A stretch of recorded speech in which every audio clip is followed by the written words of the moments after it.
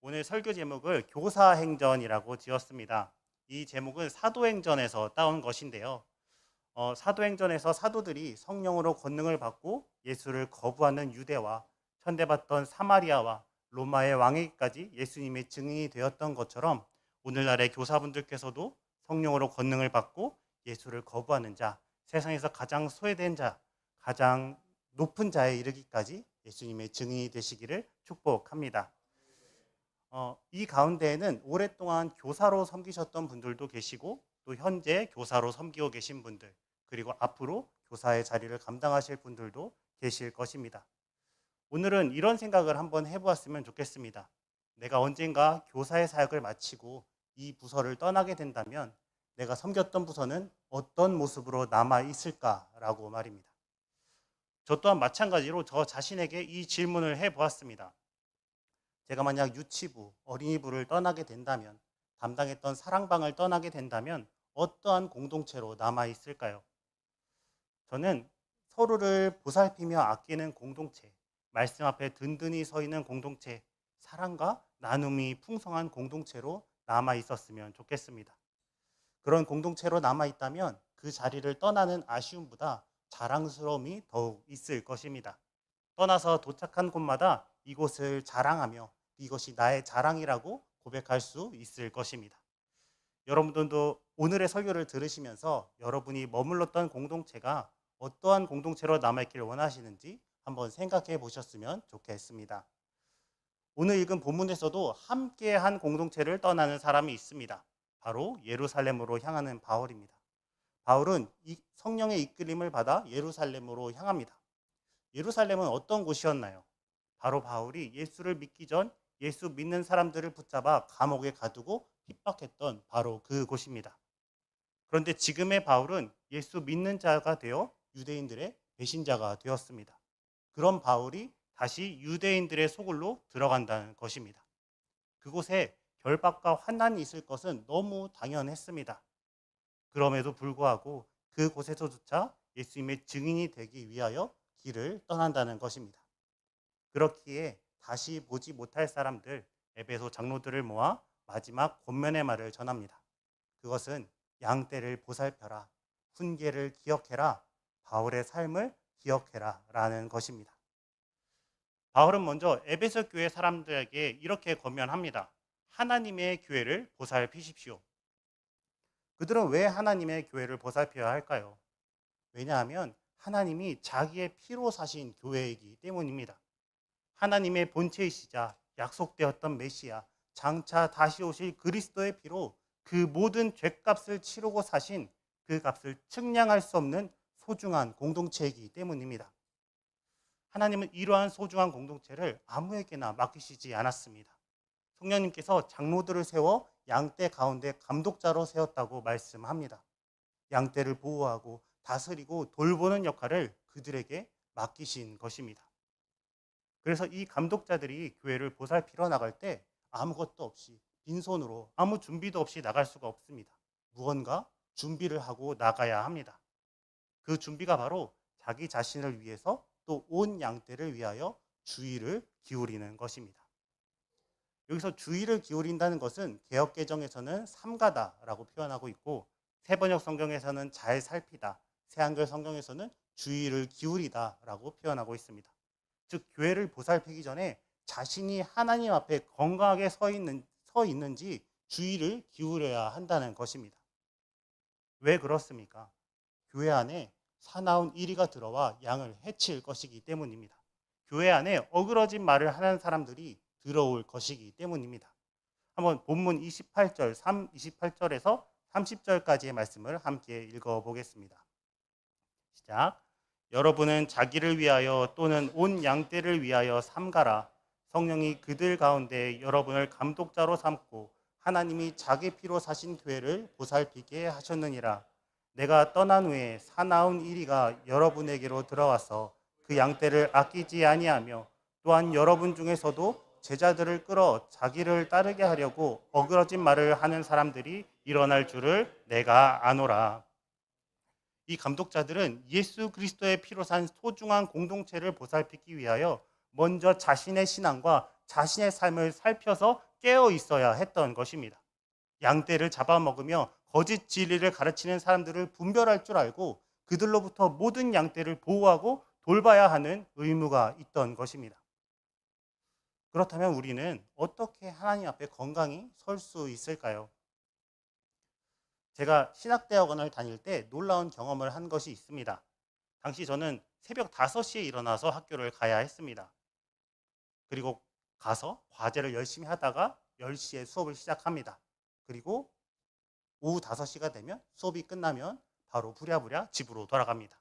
왜냐하면 집에는 육아를 하다 지쳐버린 아내가 있고, 그리고 어린이집에 등원한 아이들이 아빠가 와서 자기들을 하원시켜주기를 기다리고 있기 때문입니다.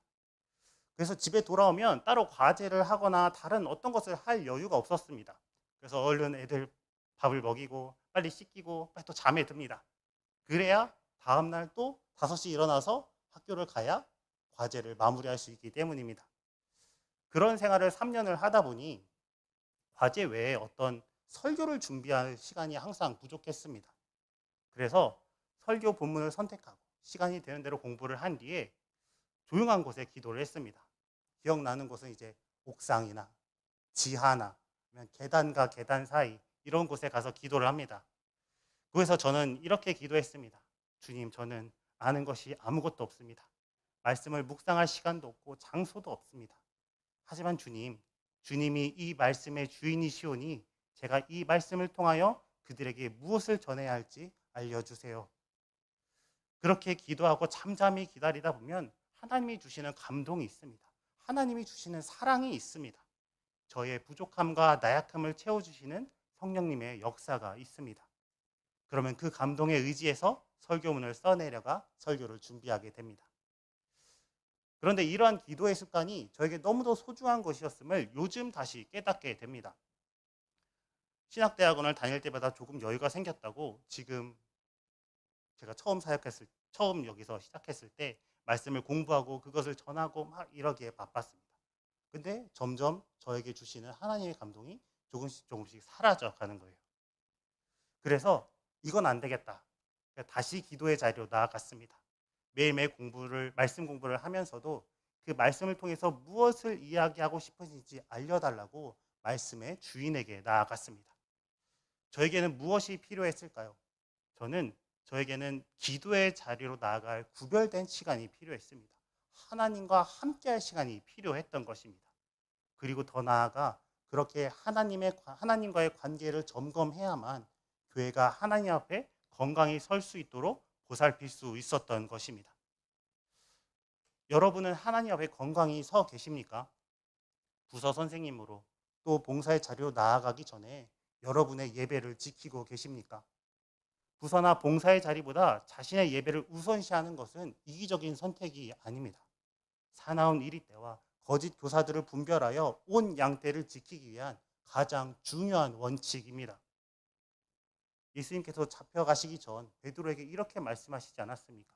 어찌하여 자느냐? 시험에 들지 않게 일어나 기도하라 라고 말입니다. 사랑하는 성도 여러분, 먼저 여러분의 예배를 회복하십시오. 감히 말씀드리자면 봉사와 섬김보다 먼저 여러분의 예배를 하나님께 드리십시오. 부서와 봉사에 부족한 부분이 생기는 것보다 예수님이 피 흘려 사신 여러분의 예배를 잃어버리는 것이 예수님이 보시기에 더 큰 아픔입니다.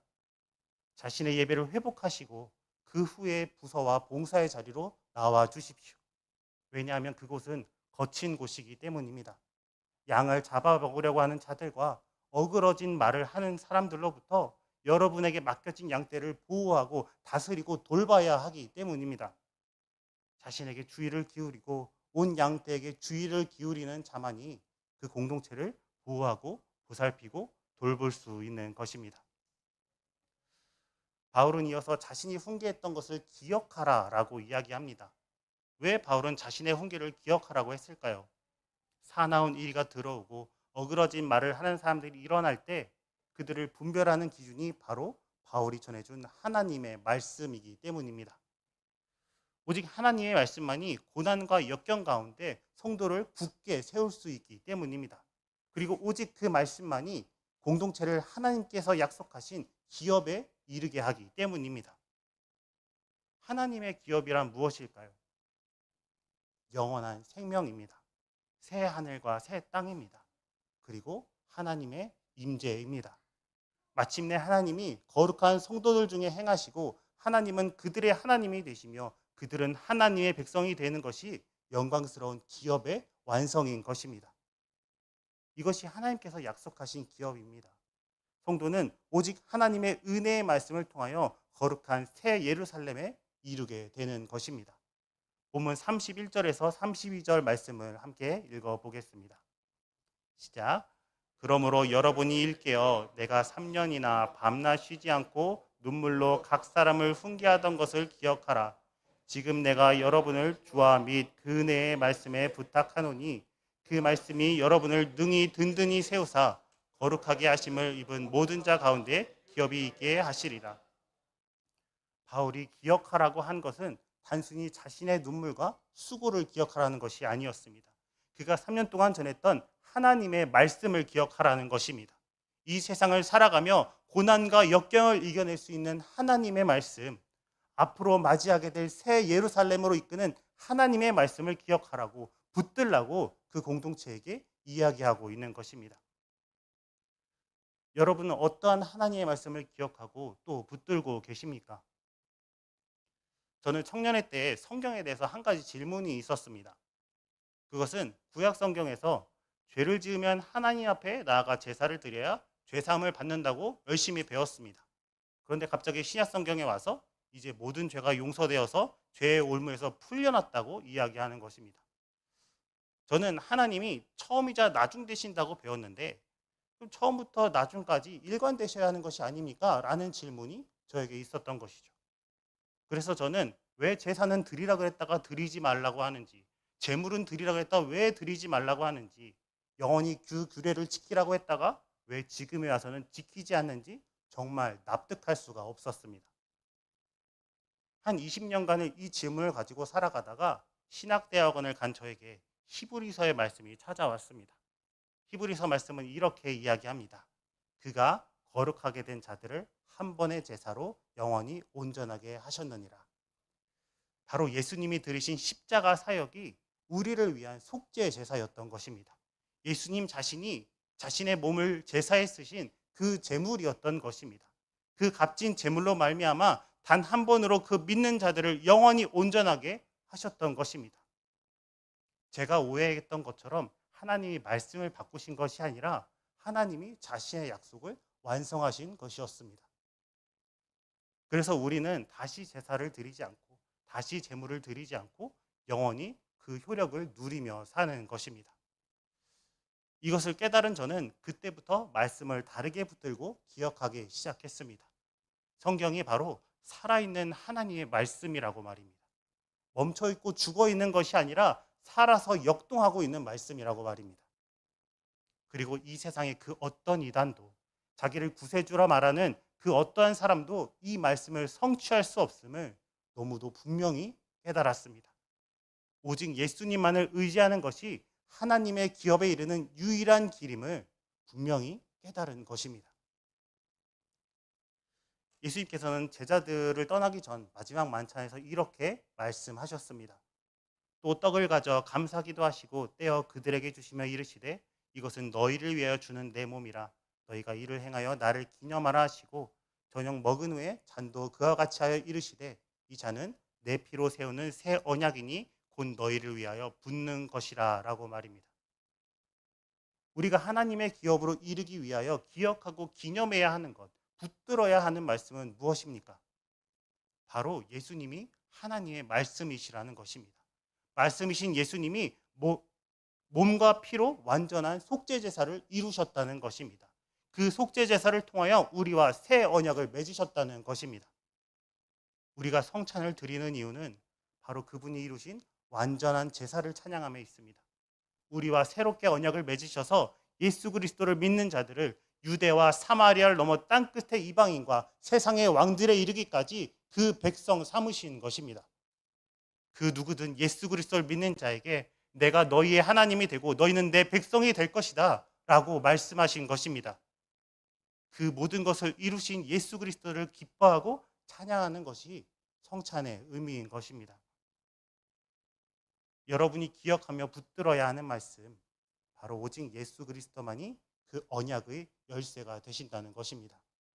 여러분이 부서와 봉사의 자리에서 전하여야 할 것이 바로 하나님의 기업에 이르는 길이 오직 예수 그리스도뿐이라는 것을 전해야 합니다. 믿음이 흔들리는 자들, 이리 때에게 먹힐 위험에 있는 자들, 하나님의 말씀을 어그러지게 하는 자들, 그 자리에 예수 그리스도의 십자가를 세우십시오. 하나님의 말씀인 예수 그리스도를 붙잡으라고 선포하십시오. 바울이 에베소 교회에 하나님의 말씀을 남겼듯이 우리도 다음 세대에게 예수 그리스도를 남겨야 합니다. 말씀 앞에 든든히 선 공동체를 우리가 남겨야 하는 것입니다. 바울은 마지막으로 자신의 모분을 기억하라고 이야기합니다. 바울이 에베소에서 보여준 모습은 어떠했을까요? 그는 누구의 돈이나 옷을 탐내지 않았다고 이야기합니다. 오히려 자신의 생계를 위해서 손수 일하고 자신과 함께한 사람들에게 필요한 것을 공급해 주었습니다. 바울의 사역은 가르침과 삶이 따로 있는 그런 사역이 아니었습니다. 그는 자신이 전한 복음을 자신의 삶으로 증명했습니다. 말이 아니라 삶으로 모본을 보인 것입니다. 왜 그렇게 살았을까요? 바울은 주님께서 친히 말씀하신 주는 것이 받는 것보다 복이 있다는 말씀을 삶으로 실천했다고 이야기합니다. 바울은 입술로만 복음을 전한 사람이 아니라 복음의 가치를 자신의 삶으로 보여준 사람이었습니다. 자신의 유익보다 다른 사람의 필요를 먼저 생각하고 자신의 그 수고를 통해 연약한 사람을 도운 것입니다. 그래서 마지막 권면의 말에서 내가 살아온 삶을 기억하라라고 담대히 권면할 수 있었던 것입니다. 본문 33절에서 35절을 함께 읽어보겠습니다. 시작. 내가 아무의 은이나 금이나 의복을 탐하지 아니하였고 여러분이 아는 바와 같이 이 손으로 나와 내 동행들이 쓰는 것을 충당하여 범사에 여러분에게 모본을 보여준 바와 같이 수고하여 약한 사람들을 돕고 또 주 예수께서 친히 말씀하신 바 주는 것이 받는 것보다 복이 있다 하심을 기억하여야 할지니라. 아멘. 바울은 자신의 삶으로 모본을 보였다 이야기합니다. 수고하여 약한 사람을 도왔다고 이야기합니다. 말씀을 말로 가르치는 것을 넘어 그 말씀을 살아내는 삶을 통해야 그 복음이 전해진다고 말하고 있는 것입니다. 그렇다면 우리는 어떻게 복음을 전할 수 있겠습니까? 저는 신학대학원에 들어가기 전 교역자에 대한 불신이 있었습니다. 무엇이 불신이었는가 하면은 그들이 설교 강단에서 하는 만큼 정말 그렇게 살아갈까라는 것이었습니다. 그들이 정말 그것을 실천하고 있을까? 이런 질문이 저한테 있었습니다. 그런 질문을 계속 갖고 있던 제가 시간이 지나서 전도사라는 사람과 결혼을 합니다. 이 전도사라는 사람은 좀 그 삶에 있어서 좀 다른 사람과 좀 다를까요? 글쎄요, 제가 경험한 바로는 전혀 아니었습니다. 화도 내고요, 울기도 하고요, 삐지기도 합니다. 전도사라는 직분에 있는 사람도 그렇지 않은 사람과 똑같은 사람이었습니다. 강단에 서서 하나님의 말씀을 전하지만 그 삶은 웃고 화내고 슬퍼하고 즐거워하는 모두와 같은 심성을 가진 사람이었습니다. 그런데 강단에서의 모습과 실제 삶이 다른 교역자에 대해서 불신과 불만을 갖고 있던 제가 그것이 사라지는 사건이 발생합니다. 그날은 어느 날처럼 부부싸움을 하고 서로 한동안 대화를 하고 있지 않을 때였습니다. 대화를 하고 있으니까 너무 조용한 그 가운데 자그마한 방에서 이렇게 소리가 조금씩 들리더라고요. 그래서 거기를 가보니까 무릎 꿇고 눈물 흘리면서 하나님께 기도하고 있는 아내가 있었습니다. 무슨 기도를 하는지 그 내용까지는 알 수 없었지만 분명 부부싸움에서 마음이 아파서 기도하고 있었을 것이라고 짐작할 수 있었습니다. 그런데 그 모습을 보는 순간 제 마음속에 있던 교역자에 대한 불신이 사라졌습니다. 아, 이 사람은 강단에서만 하나님을 찾는 사람이 아니구나. 삶 속에서도 고난 속에서도 하나님 앞으로 나아가는 사람이구나 라는 것을 알게 되었습니다. 그때 저는 신앙과 삶이 하나인 사람이 바로 내 눈앞에 있다는 것을 깨닫게 된 것입니다. 그리고 그러한 모습이 하나님이 말씀하시는 참 신앙의 모습이라는 것 또한 깨닫게 되었습니다. 봉사와 교사의 자리에 계신 여러분, 아이들은 우리의 설교보다 우리의 삶을 먼저 바라봅니다. 우리가 사랑을 말하면 아이들은 우리가 어떻게 사랑한지를 봅니다. 참 다행스럽게도 제가 남천교에서 만나뵌 모든 교사분들이 먼저 본을 보여주시는 분들이었습니다. 먼저 손 내밀어 주시고, 먼저 이름 외워주시고, 아이들을 위해서 기도하는 분들이었습니다. 이것이 참 복된 일임을 고백하게 됩니다. 왜냐하면 예수님도 그러한 삶을 사셨기 때문입니다. 예수님은 제자들 가운데 누가 더 큰 사람이냐는 다툼이 일어났을 때 이렇게 말씀하십니다. 가장 높은 사람은 가장 어린 사람처럼, 우두머리는 섬기는 사람처럼 되어야 한다고 말입니다. 그리고 그 본이 바로 섬기러 오신 예수님이라는 것을 말씀하십니다. 또 이어서 중요한 말씀이 있습니다. 예수님의 시험에 함께 있던 자들에게 그 나라를 맡기시고 그 상에서 함께 먹게 하시며 이스라엘 12지파를 다스리게 한다고 말씀하셨다는 것입니다. 여러분, 여러분의 교사의 자리가 참 복된 자리입니다. 깨어 있어야 하며 말씀을 기억해야 하며 먼저 본을 보여야 하는 자리이지만 예수님께서 그 자리를 지키는 자에게 큰 복을 주실 것임을 약속하셨기 때문입니다. 여러분이 먼저 섬기는 그 자리에서 사랑과 나눔이 시작될 것입니다. 우리 아이들은 여러분의 삶을 보며 어떻게 살아가야 할지 배우게 될 것입니다. 여러분이 손 내미는 모습에서 사랑을 배우고, 여러분이 기도하는 모습에서 기도를 배우고, 여러분이 먼저 섬기는 모습을 보며 예수님을 배우게 될 것입니다. 이것이 바로 바울이 보여준 삶이었고, 이것이 예수님께서 먼저 보여주신 삶이었습니다. 그리고 이제 그 삶이 교사인 여러분에게 맡겨졌습니다. 여러분의 삶을 통해 아이들을 예수님을 만나고, 여러분의 섬김을 통해 교회의 사랑과 나눔이 흘러 넘칠 것이기 때문입니다. 말씀을 마무리하겠습니다. 바울은 함께했던 공동체를 떠나며 마지막 권면의 말을 전합니다. 그것은 서로를 보살피며 말씀 앞에 든든히 서며 사랑과 나눔을 실천하라는 것입니다. 이제 여러분께 처음에 드렸던 질문을 다시 드립니다.